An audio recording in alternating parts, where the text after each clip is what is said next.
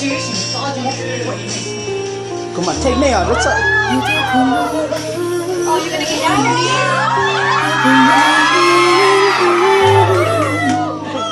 Oh, I got that. What you want?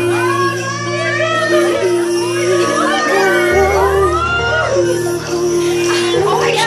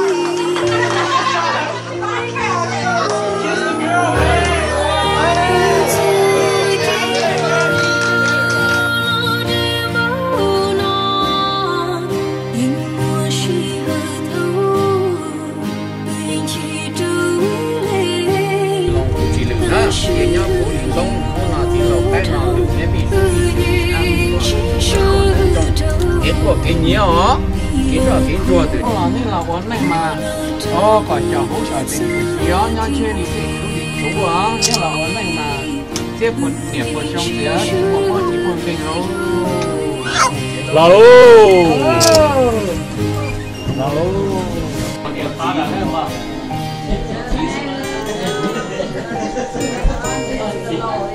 con này có chín để non thì cũng là nó thử nó chỉ non rồi nó hay nha là nó bạn ấy cần được không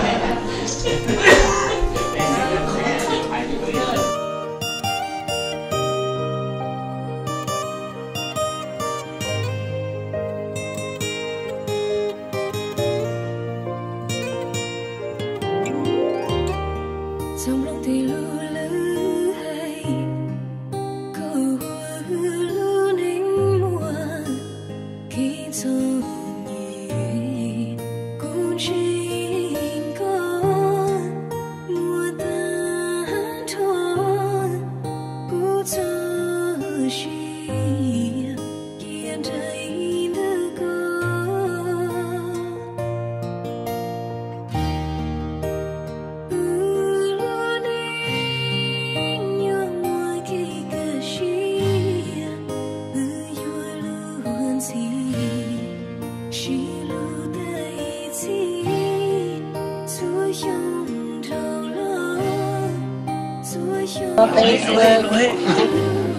Facebook. This is going on Facebook. Congratulations.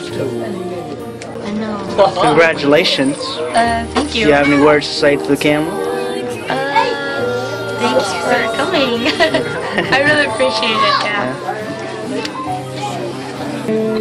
Congratulations.